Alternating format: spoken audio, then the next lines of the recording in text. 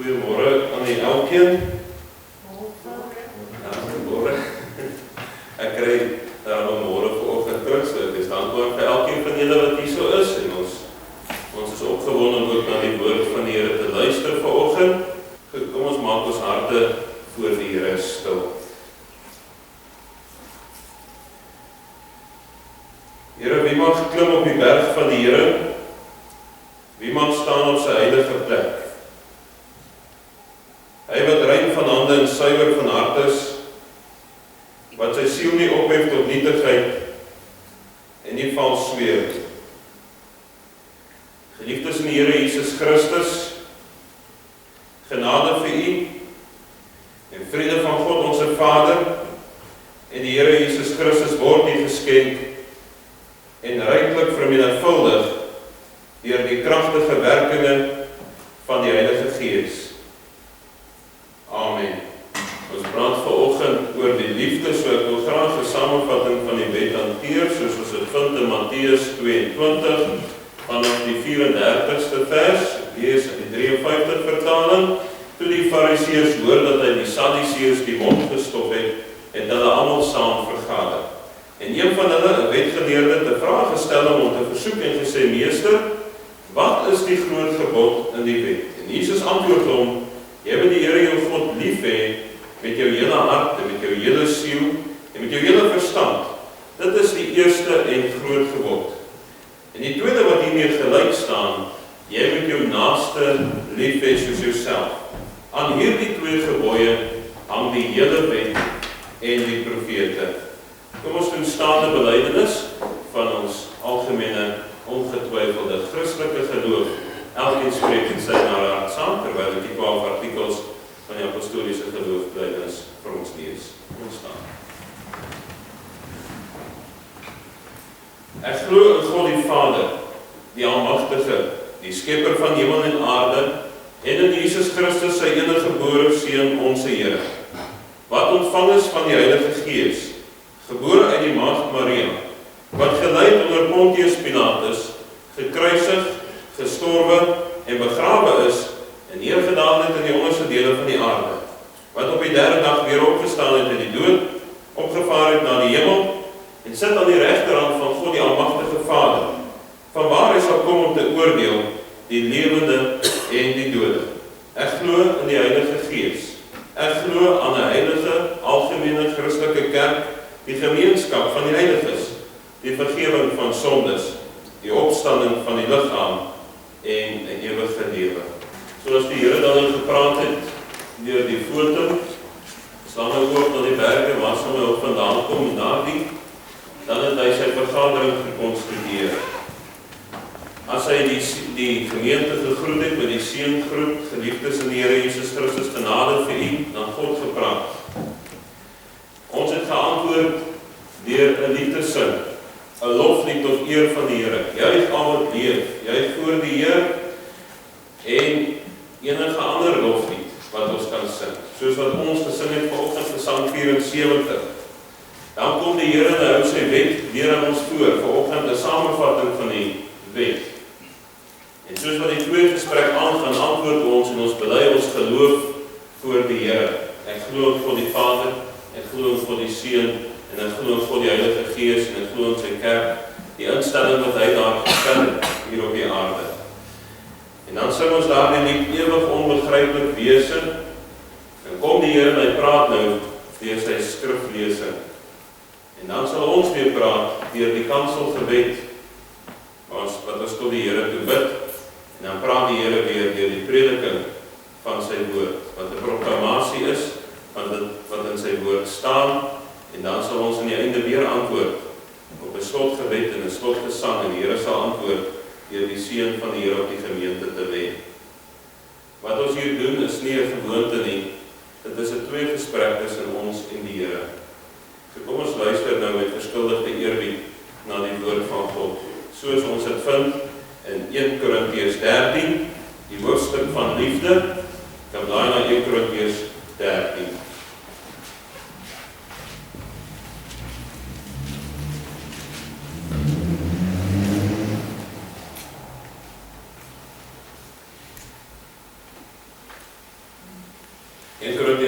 13 praat oor die uitnemendheid van die liefde. En dit is ook my tema vanoggend. Ek praat net oor die voortreffelikheid van die liefde, maar ons sal nou daarna kyk waarom ek ook hierdie woord gekies het. Die voortreffelikheid van die liefde, die tema vanoggend, amper soos die opskrifie wat die vertalers daar gesit het. En ons gaan saam lees vanaf 1 Korintiërs 12, die laaste vers, vers 31, omdat dit ook die tema is, die vers, die bewysvers vir die tema. 1 Korintiërs 12 vers 31, maar beywer julle met die oog op die beste gawes, en ek wys julle 'n nog uitnemender weg. Al sou ek die tale van mense en engele spreek en ek het nie die liefde nie, dan het ek 'n klinkende metaal of 'n luidende simbaal geword. En dan sou ek die gawe van profesie hê en al die geheimenisse weet en al die kennis, en dan sou ek al die geloof hê, sodat ek berge kon versit, en ek het nie die liefde nie, dan sou ek niks wees nie. En dan sou ek al my goed uitdeel, en dan sou ek my liggaam oorgee om verbrand te word, en ek het nie die liefde nie, dan sou dit my niks baat nie. Die liefde is lankmoedig en vriendelik, die liefde is nie jaloers nie, die liefde praat nie groot nie, is nie opgeblaas nie, handel nie onwelvoeglik nie, soek nie sy eie belang nie, word nie verbitterd nie, reken nie kwaad nie toe nie, is nie bly oor die ongeregtigheid nie, maar is bly saam met die waarheid. Dit bedek alles, glo alles, hoop alles, verdra alles. Vers 8, die liefde vergaan nimmer meer, maar profesie, hulle sal tot niet gaan. Of tale, hulle sal ophou, of kennis, dit sal tot niet gaan. Want ons ken ten dele en ons profeteer ten dele. Maar as die volmaakte gekom het, dan sal wat ten dele is tot niet gaan. Toe ek 'n kind was, het ek gepraat soos 'n kind, gedink soos 'n kind, geredeneer soos 'n kind. Maar nou dat ek 'n man is, het ek die dinge van 'n kind afgelê. Want nou sien ons deur 'n spieël in 'n raaisel, maar eendag van aangesig tot aangesig. Nou ken ek ten dele, maar eendag sal ek ten volle ken, net soos ek ten volle geken is. Nou bly geloof, hoop en liefde, hierdie drie, maar die grootste hiervan is die liefde. Ons lees tot sover in die wonderlike woord van die Here, dan kan die manne staan, die wat kan staan, en dan bid ons so saam. Jesus, baie dankie dat ons ook vanoggend tot U mag nader. Dankie Here dat U Uself ontledig het en aarde toe gekom het, die gestalte van 'n diensknegt aangeneem het en ter wille van ons gekruisig is. Here, U het vir ons kom wys wat is liefde. Daarom sê U woord dat ons hierdie gesindheid in ons moet hê wat ook in U was. Here, ons het nodig dat U vir ons vanoggend ook deur U woord sal kom voed, sodat die gestalte van Jesus al meer in ons mag wees. Here, help vir ons daarin, o Heilige Gees, U wat die woord gebruik om ons hart oop te maak en daar binne te beoordeel, dit wat U wil, want niemand kan daar binne sien behalwe U nie. Here, o Gees, wil U dan ook vanoggend vaardig word oor lippe en ore, sodat U woord ook gebreek mag word in hierdie oggend. Ons aanbid die Here, want U is vir ons goed, U het vir ons die woord gegee, en U het ons eerste lief gehad. Daarom dank ons U. Ons vra dit, dat U so met ons sal wees in hierdie erediens, U vergadering wat U byeengeroep het, vir elkeen wat gehoorsaam was in die roepstem om U te wees, en ek vra dat U dan ook 'n woord sal wees, 'n woord sal gee vir hulle. Ons dankie daarvoor in Jesus naam. Amen. Nou, ek wil graag praat vanoggend oor hierdie vers 31 van die laaste hoofstuk wat sê van hoofstuk 12, die laaste vers van hoofstuk 12 skies, maar beywer julle met die oog op die beste gawes, en ek wys julle 'n nog uitnemender weg. En ek praat vanoggend oor die voortreffelikheid van liefde. Die voortreffelikheid van liefde. Die vertalers praat van die uitnemendheid van liefde. Nou die woordjie weg bedoel pad. As jy daar gaan lees in vers 31, ek wys julle 'n nog uitnemender weg, dan praat hy van 'n pad of 'n roete. En jy weet, as jy vir iemand 'n roete wil verduidelik of die pad wil verduidelik, moet ons hou daarvan om dit te doen, dan wil ons vir hom die beste pad verduidelik. Die beste pad wat hy moet volg om so vinnig as moontlik daar te kom sonder die minste moeilikheid. Paulus sê hy die beste roete, die beste uitnemender weg en hy gaan dit nou verduidelik. En dan gaan hy voort en hy verduidelik en daarom hoofstuk 13, die hoofstuk van liefde, want dit is die uitnemender weg. En wat beteken hierdie woordjie uitnemender wat daar in vers 31 voorkom? Dis in die Engels vertaal as excellent, vanaf die Griekse woordjie hyperbole. Dis ook waar ons woord hyperbool vandaan kom. Dis 'n beterder weg, is ander weer. Dis meer voortreffelik, dis meer uitstekend, dis meer goed, dis uitmuntend. En voordat ons in die detail ingaan van hierdie hoofstuk 13, as die Here wil, sal ek nou miskien oor die volgende Sondag of 2 nog weer uit hoofstuk 13 uitpreek. Voordat ons daar kom, moet ons eers besef, hoekom is hierdie hoofstuk so geplaas? Hoekom is hy tussen hoofstuk 12 en hoofstuk 14 geplaas? Want Paulus kom hierso en hy verduidelik hoofstuk 13 as die sleutel, waarmee die gawes van hoofstuk 12 opgesluit word. Hoofstuk 14 praat hy ook oor die gawes. Hoofstuk 13 van ons geleesde gedeelte is die sentrale hoofstuk in hierdie brief van Paulus, waar hy praat oor gawes, hoofstuk 12 tot en met hoofstuk 14. Want in Korintiërs was daar 'n probleem gewees met betrekking tot die gawes. Hierdie Korintiërs het baie gawes gehad, maar hulle het nie die sleutel gehad waarmee die gawes opgesluit kon word. En hierdie sleutel word duidelik in hoofstuk 13 as jy daarna gaan kyk as die sleutel van liefde. Gawes word opgesluit met die sleutel van liefde. Hoofstuk 12 bespreek die uitdeel, die ontvangs en wat hierdie gawes behels, as jy dit wil gaan deurlees. Hoofstuk 14 bespreek die regte manier om hierdie gawes te gebruik vir al die een van tale. Maar dit was nog wel 'n probleem gewees daar in die gemeente van Korintiërs en ook eintlik maar in ons dag. Nou kom hoofstuk 13, die middelste hoofstuk, die sleutel sien ons die regte gesindheid, die regte motief, waarmee hierdie geestelike gawes gebruik moet word. Die uitnemender, die beste, die voortreffelikste weg, word vir ons duidelik as die sleutel van liefde. Aan weerskante van hoofstuk 13 is daar water van argumente en teenargumente. Dit is onstuimig. Maar binne hierdie hoofstuk van liefde raak dit kalm en rustig. Dis soos daardie blauwgroen kalm water van 'n tropiese eiland, kry die prentjie in jou kop, wat hier agter die koraalriwe skuil, sodat hierdie sinne van Paulus in byna ritmiese beweging klok teen daardie growwe sandjies van daardie tropiese eiland. Rustig en kalm, verduidelik hy wat is liefde. En hy skets 'n beeld hier vir ons oor wat die liefde alles behels. Wat is hierdie sleutel waarmee ons die gawes kan oopsluit? Ons kan amper sien hoe die apostel se gelaatstrekking, sy uitdrukking verander soos die van 'n engel en dit helder op en hy hierdie visie van goddelike volmaaktheid wat die Here vir ons gegee het, naamlik die liefde, en dit vloei uit sy pen uit hierso, geïnspireer deur die outeur van liefde, naamlik die Here self.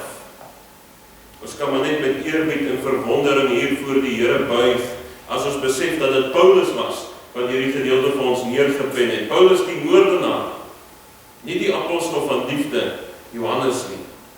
Dit wys net vir ons dat liefde die hoofleerstelling van Christendom is, en hulle dit van 'n gemeenskaplike bron afgekry, die outeur van liefde self, die Here. Karakter en voorbeeld van Christus, en daarom sê Paulus ook in Filippense 2 vers 5, hierdie gesindheid moet in julle wees wat ook in Christus Jesus was. En dit is natuurlik 'n gesindheid van liefde. Die gemeente in Korinthe het geen gawe laat agterbly nie, maar dit hopelooslik in liefde ontbreek. Die Gees van God verklaar in geen duidelike taal hier vir ons dat as iemand die liefde nie het nie, dan beteken dit hy kan enige gawe wat daar is hê, maar dit sal nutteloos wees. So wat is dan die betekenis van liefde? Ons sal goed doen as ons let dat liefde hier nie net sommer alleen gedefinieer word nie. Dit is nie net 'n definisie van liefde nie. Dit word vir ons ingekleur, dit word vir ons vertoon, dit word vooropgestel. Niemand bevraagteken die skoonheid van 'n sonsondergang nie. Maar wie kan dit behoorlik definieer? 'n sterrekundige kan dit bedefinieer vir jou. Hy kan die wiskunde daar agter gee, maar daar is geen glorieryke sonsondergang om te sien hier in jou gedagtes in die wiskunde nie. Terwyl liefde nie heeltemal gedefinieer gedefinieer word nie, word hier beskrywe vir ons. Dit word vir ons vertoon, net soos wat 'n sonsondergang vertoon word. En deur versigtig aandag te gee aan hierdie hoofstuk, die hoofstuk van liefde, sal ons uiteindelik die ware karakter van liefde raak sien en begryp. Ware voortreffelike liefde is nie soos wat die wêreld dit vir ons wil vertoon in die flieks en so aan nie. Dis nie soos wat die duiwel dit vir ons wil wysmaak deur daar die rioolpyp in jou sitkamer nie, of op jou selfoon nie. Dit is soos wat die woord dit vir ons openbaar hier in 1 Korintiërs 13. So daar's 4 gedagtes vanoggend, en die eerste gedagte is dan nou, voortreffelike liefde is goddelike liefde.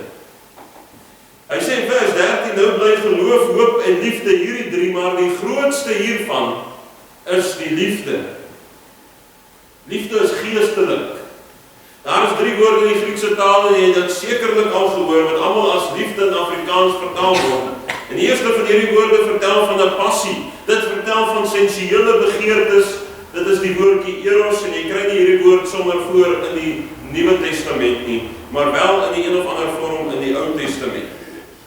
Die tweede woordjie wat vertel van liefde is die liefde van vriendskap, phileo, en ons vind dit in woorde soos philos, delphos, dit is Philadelphia. Dit kom in beide testamente voor, en praat hoofsaaklik van ons liefde wat ons het tussen familielede en tussen broeders. As ek 'n broederlike kus gee vir iemand, dan beteken dit nie ek het 'n sensuele begeerte nie. Dis omdat ek lief is vir my broeder. Maar die derde woord wat in 1 Korintiërs 13 en op so baie ander plekke in die Bybel voorkom, en in die Nuwe Testament veral, sê baie oor die karakter van iemand, omdat dit deur die wil beheer word. Nie deur emosie, soos die ander 2 woorde nie, eros en phileo. Albei gaan oor 'n wilsbesluit om lief te hê. Dit gee daardie liefde te kenne wat die voorwerp van liefde kies, deur 'n wilsbesluit.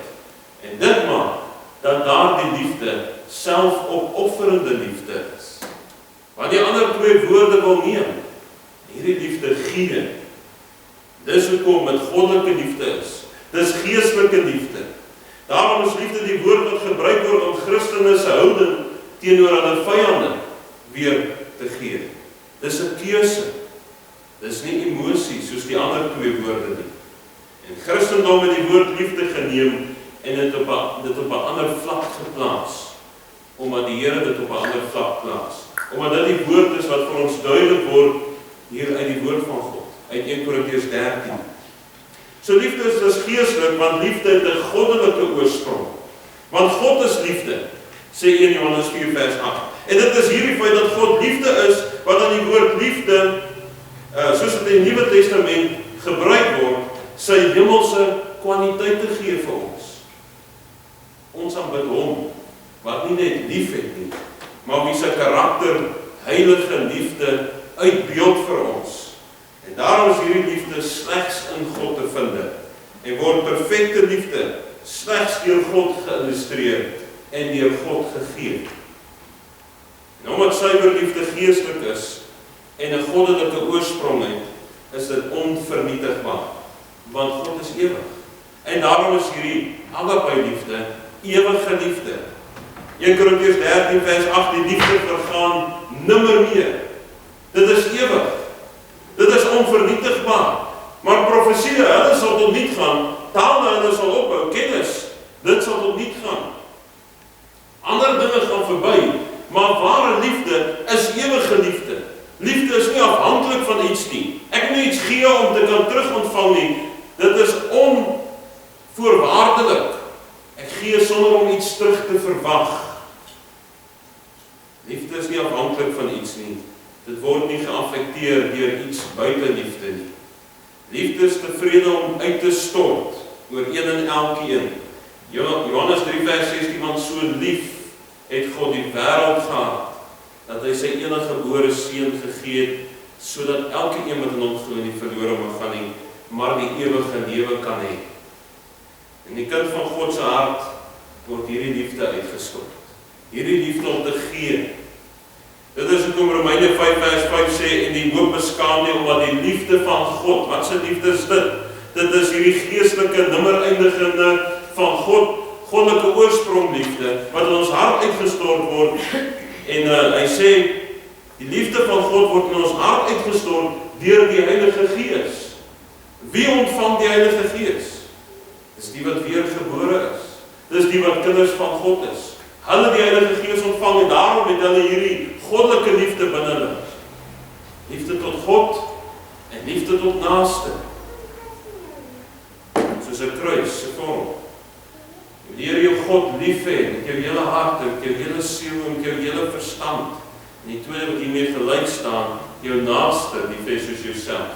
Want ons is so maklik besig soos daai manne en daai fariseer, maar wie is my naaste? Die naaste lief hê soos jouself. So die verskil tussen natuurlike en geestelike liefde word duidelik uit Jesus se gesprek met Petrus, daar op die oewer van die Galileese meer. Jesus het vir Petrus gevra, Simon seun van Jona, het jy my waarlik lief? Agapeo, gebruik die Here die woord daar. Het jy my agapeo? Het jy my lief met 'n goddelike, ewige liefde? 'n Liefde wat gee, nie 'n liefde wat neem nie. Dan vra hy die woorde meer as hulle hier, dan verwys hy na die ander disippels. En Petrus antwoord hom, ja Here, u weet dat ek u lief het. Maar hy gebruik nie dieselfde woord as wat die Here gebruik het nie. Hy gebruik verluier. Ja Here, u weet dat ek u verluier met 'n broederlike liefde. Jesus het hom die tweede keer gevra, Simon seun van Jona, het jy my waarlik agapeo? Het jy my waarlik lief? Petrus antwoord weer, ja Here, u weet dat ek u verluier het. Die liefde is 'n broederlike liefde. Die derde keer vra Jesus om Simon seun van Jona, het jy my verluier? Petrus het bedroef geword toe die Here hom so vra. Die derde maal vra ek jy my lief. En hy antwoord hom, Here, jy weet alles. Jy weet dat ek jy verlou het. Jy weet dat ek jy lief het.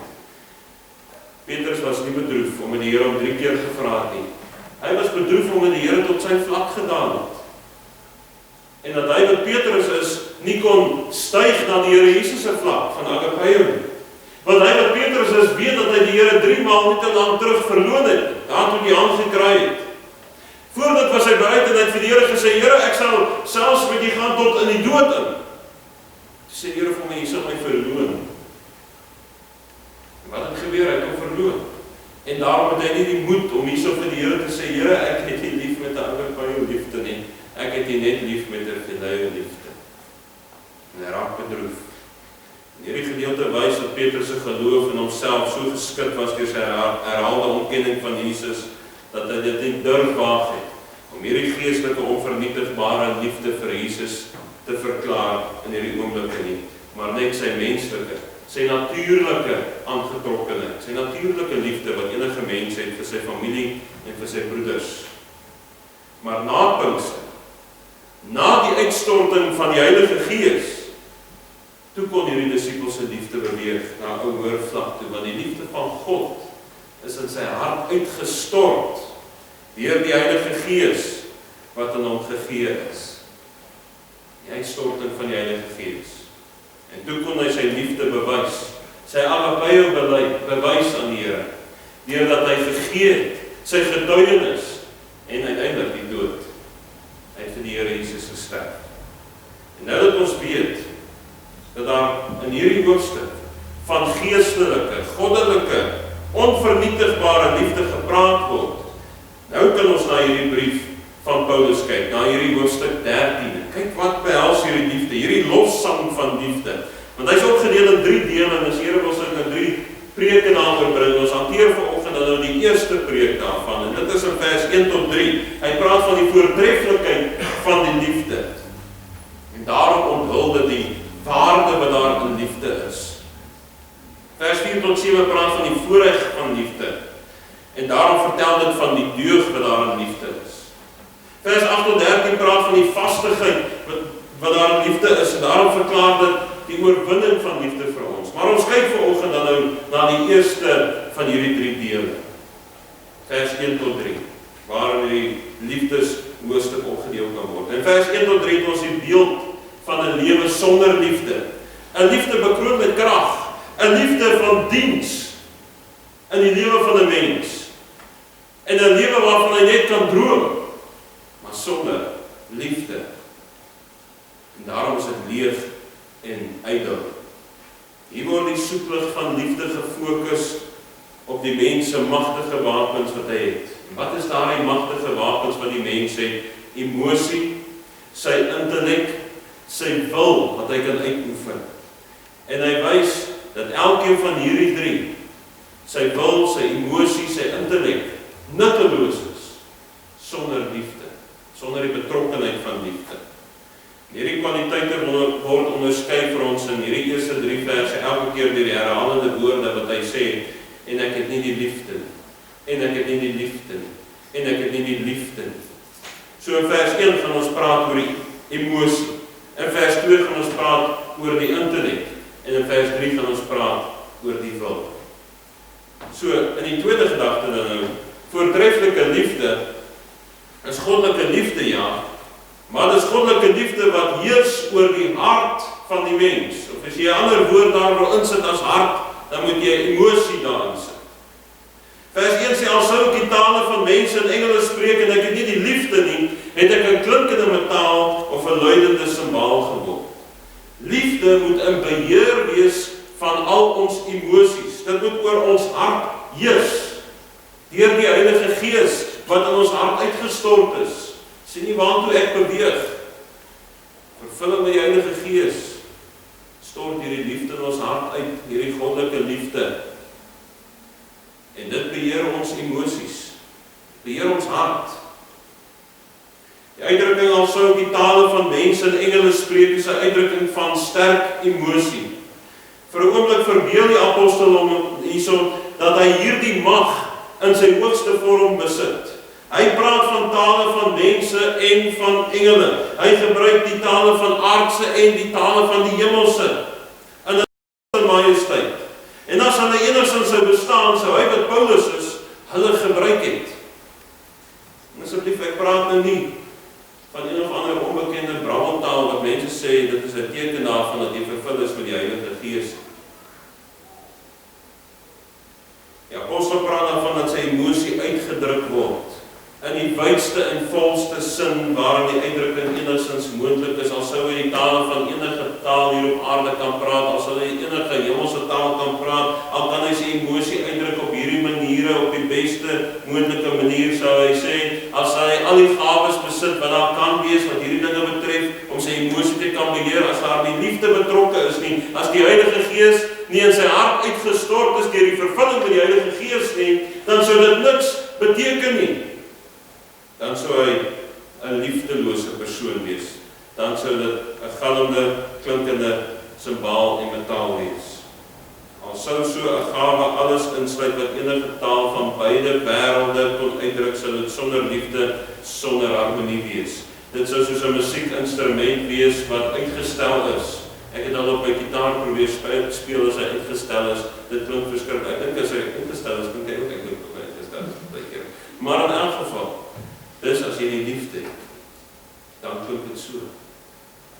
Die krag om jouself te kan uitdruk, word nie bepaal deur die grootte of die lengte van jou woordeskat of jou welsprekendheid nie, maar deur die diepte van jou hart. Poëtiese woordjies, pragtige sentimente, selfs om mooi en goed te kan praat, vergoed geensins van die afwesigheid, vir die afwesigheid van goddelike liefde nie. Ons kan die mond hê om die puikste spreker of prediker te wees, maar sonder die Heilige Gees sou ons faal. Die krag van welsprekendheid is nie net waardeloos nie, dit is eintlik gevaarlik as dit sonder die liefde is. Liefde is die een taal in die wêreld wat 'n universele betekenis het. En soos die natuur het dit geen woorde nodig. Taal sonder liefde is geraas, sonder 'n melodie. Dis 'n klinkende metaal wat raas. Dis nie die melodieuse musiek uit 'n orgelpyp nie. Taal kan aandag trek, as jy mooi kan praat, maar net liefde kan die hart versadig.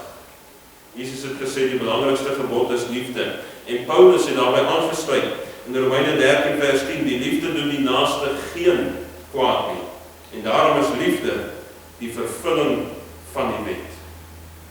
En daarom die tweede gedagte, voortreffelike liefde is goddelike liefde, wat nie net heers oor die hart of die emosie nie. Voortreffelike liefde is goddelike liefde, wat heers oor die intellek van die mens. Dit is daardie kennis wat jy het. Hy sê in vers 2, al sou ek die gawe van profesie hê, en al die geheimenisse weet, en al die kennis, en dan sou ek al die geloof hê, sodat ek werke kon versit, en ek het nie die liefde nie, dan sou ek niks wees nie. Dit sê dat liefde in beheer van my intellek moet wees, van my breinfunksie. Dit wat ek weet. Neem nou kennis van die 4 dinge wat hier genoem word, in hierdie vers 2. Profesie, geheimenisse, kennis, geloof. Al hierdie dinge behoort tot ons intellek eerder as ons emosionele aktiwiteite, soos wat ons in vers 1 kry. Met profesie word bedoel die mag om te kan interpreteer, om aan te kondig, om te verklaar. Die profeet is die een wat die lewe aan die mens interpreteer, die ewige lewe in terme van sy ewige betekenis. So profesie bedoel die mag wat iemand deur inspirasie het. Met geheimenisse moet ons dink aan die vermoë wat iemand het om te kan onderskei tussen die goddelike verborgenhede.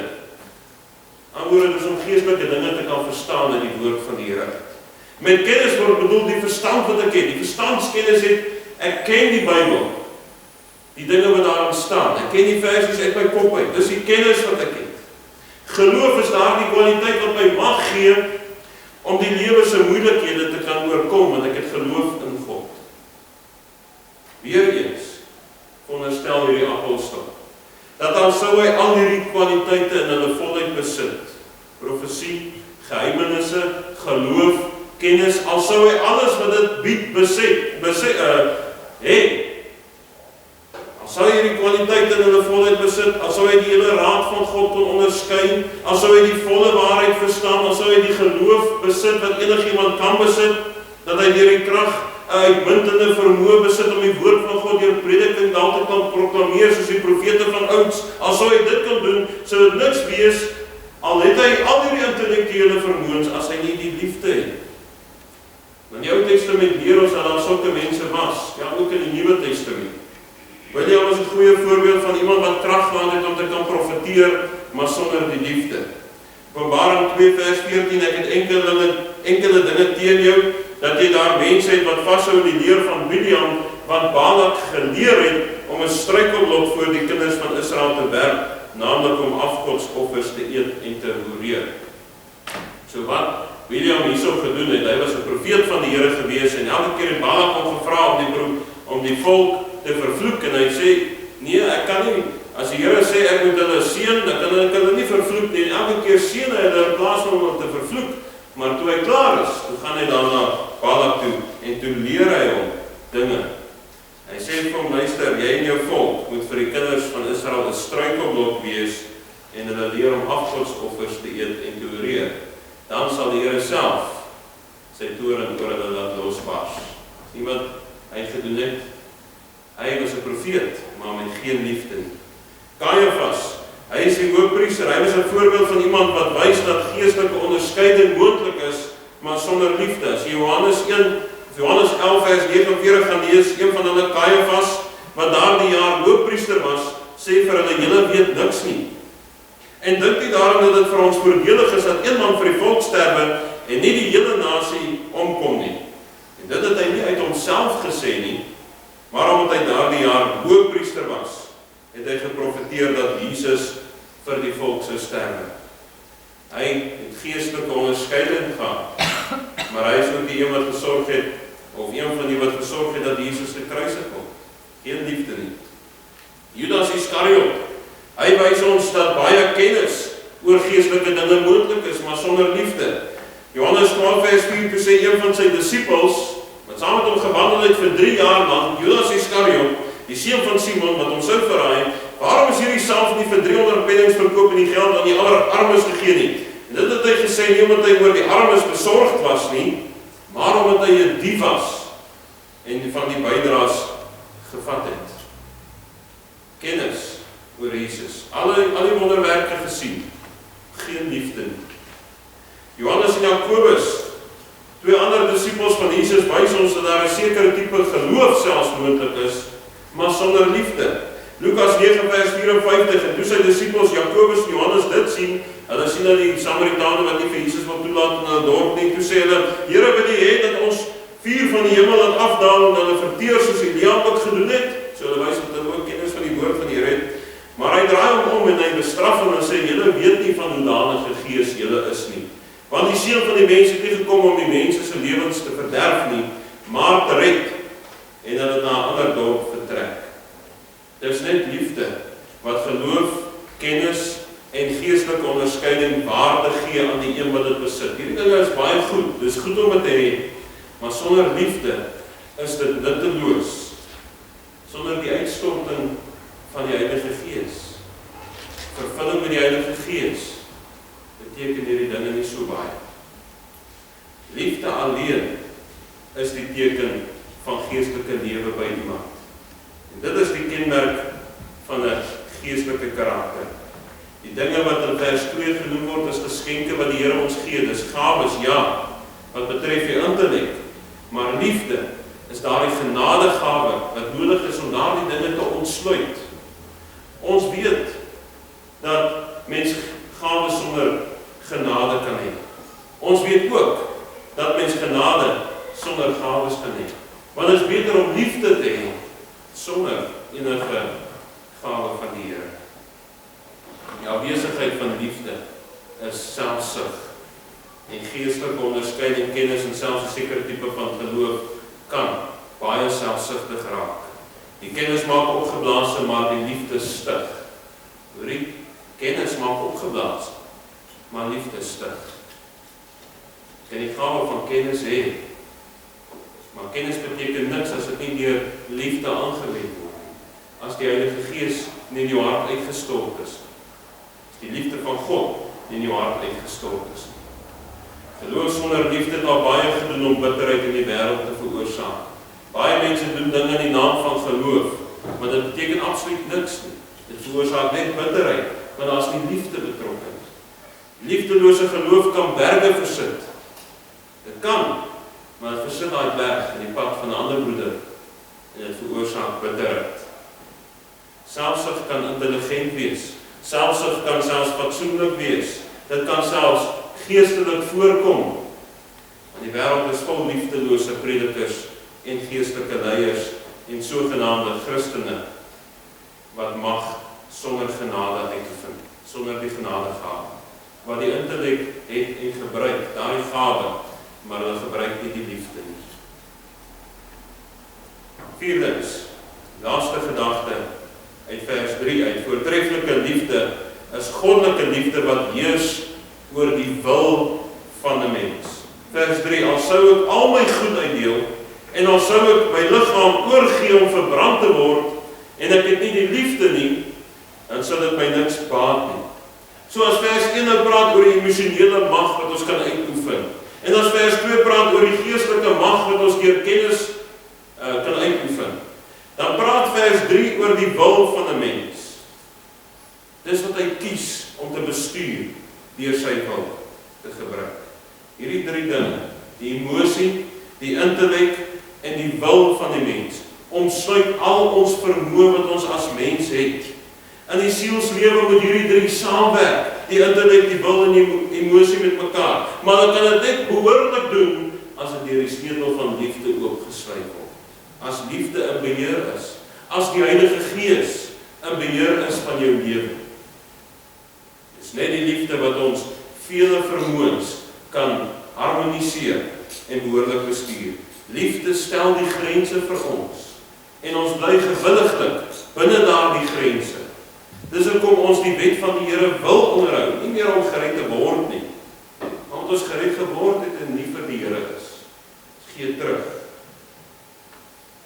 En dan niks in die uitvoering van die mense wil is meer ekstreem as hierdie 2 dinge wat genoem word hier in vers 3 nie.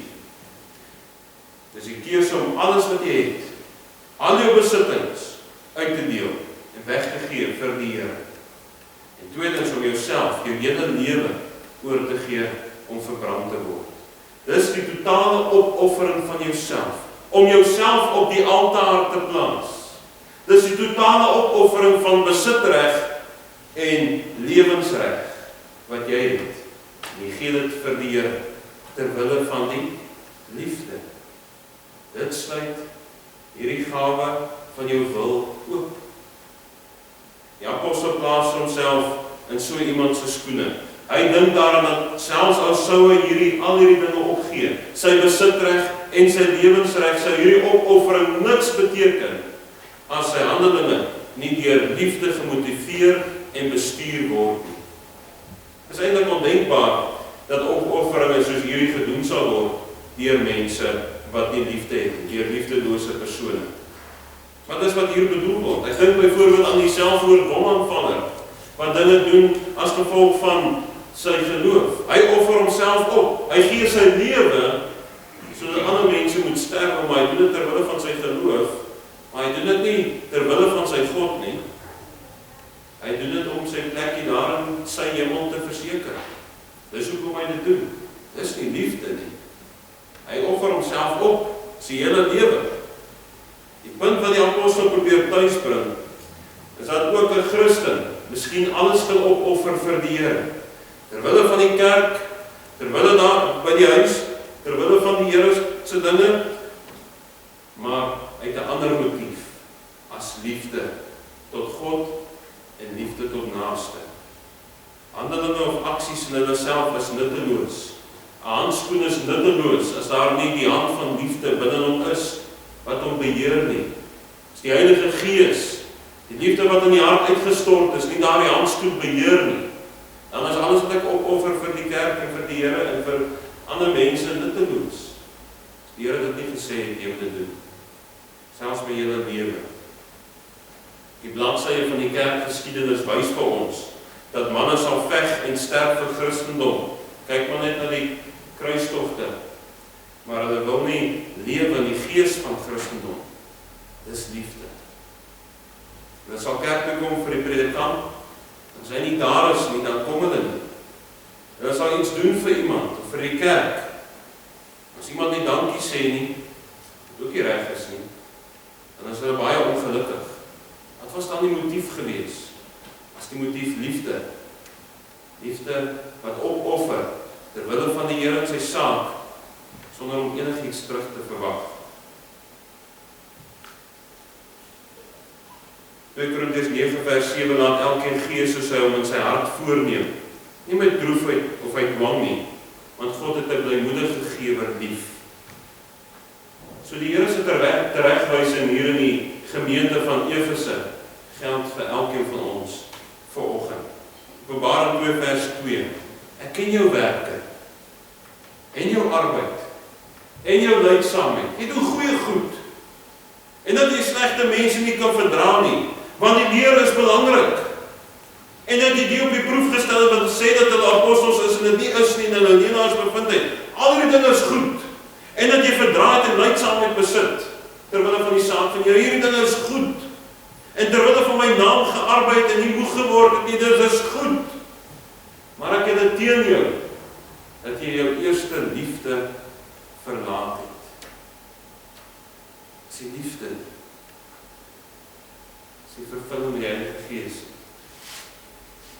Ek sluit af vanoggend se diens, hoofstuk 13 van ons geleesde gedeelte is die sentrale hoofstuk in 3 hoofstukke. Hoofstuk 12, 13 en 14 wat gaan oor die geestelike gawes. En hier in die gemeente van Korinthe was daar 'n probleem gewees met geestelike gawes. Daar was oorvloed van geestelike gawes, maar daar was nie liefde nie. En as hoofstuk 12 die uitdeel, die ontvangs bespreek en wat hierdie gawes behels, dan bespreek hoofstuk 14 die regte manier om hierdie gawes te gebruik, veral een van tale. Dan kom hoofstuk 13, die middelste hoofstuk, die sleutel, dan sien ons die regte gesindheid, die regte motief waarmee die geestelike gawes gebruik moet word. Dit is die uitnemende weg. Dis die meer voortreffelike beter weg waarvan Paulus praat in vers 31. En dit word duidelik as liefde. Hier word die soeklig van liefde geplaas op die mens se magtigste wapens. Wat is daar die magtigste wapens van die mens wat die Here in die mens gegee het, wat al sy gawes omsluit? En dit is sy emosie, sy intellek wat die Here hom gegee het en sy wil. En hy wys vir ons dat al hierdie of hierdie 3 dinge, en alles wat hulle omsluit, nutteloos is, as dit nie deur liefde ook gesluit word nie. Voortreffelike liefde is goddelike liefde. Dit moet heers oor die emosie van die mens, oor die hart van die mens. Dit moet heers oor jou intellek, en dit moet heers oor die wil van 'n mens. So wat is dan die lewe sonder hierdie goddelike liefde? Paulus beskryf wat is die lewe sonder hierdie goddelike liefde, hier in vers 1 tot 3.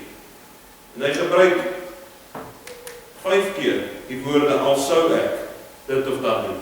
Hy gebruik 4 keer die woorde al die dinge hê. Sou ek al hierdie dinge hê?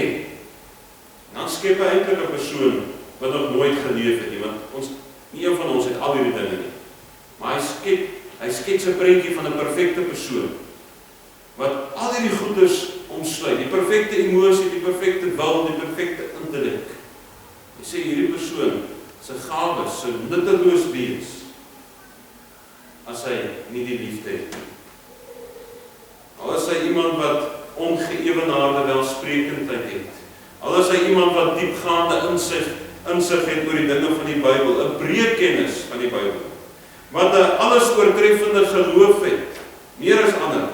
Want dis wat die Here ook vir Petrus gevra het, jy my lief meer as hulle hierso. Al is hy iemand wat die wil het om alles wat hy het, of dit nou sy besittings is, en of dit nou sy liggaam is, vir die Here op te offer. Sê die Here, as hy nie liefde het, as hy nie vervul is met die Heilige Gees nie, dan beteken hierdie dinge absoluut niks nie. As jy magtig is in jou emosies, as jy magtig is in jou intellek, as jy magtig is om jou wil te beheer, dan sal dit nutteloos wees, as jy nie vervul is met die Heilige Gees nie. In die oog van God is enige gawe sonder liefde nutteloos. Romeine 5 vers 5, as die liefde van God in jou hart uitgestort is deur die Heilige Gees wat in jou woon, dan kan jy die gawes oopsluit en daar die sleutel van liefde. Ons praat natuurlik nie van die ander 2 tipes liefde wat ons kry. Eros, Phileo, ons praat van geestelike liefde, van goddelike oorsprong wat onvernietigbaar is, agape. En daarom sê 1 Korintiërs 13 vers 13, en nou bly geloof, hoop, liefde, hierdie 3, maar die grootste hiervan is die liefde. En laat ons dan vanoggend daaraan dink, dat ons dan oorpyns, dat liefde ons hart moet oorheers, ons verstand moet oorheers, want daar word die oorlog geveg met die bose, en dat liefde ons hele wil beheer. Liefde moet ons gevoelens domineer, ons gedagtes oorheers en ons keuses in die lewe bestuur vir ons. Ons moet ons oorgee aan hierdie beheer en so sal ons die wil van die Here ondervind vir ons lewe. Deuteronomium 6 vers 5. Daarom moet jy die Here jou God lief hê met jou hele hart, met jou hele siel en met al jou krag. Amen. Kom ons buig die belofte. Here, gee ons hierdie liefde vir U, vir mekaar en vir die wêreld, sodat U wil uitgevoer mag word. Here, vul ons met die Gees. Help ons, Here, dat ons dit sal kan doen. Wys ons uit die woorde, hoe ons deur die Jordaan moet gaan om die beloofde land binne te neem. Dit vra ek in Jesus se naam.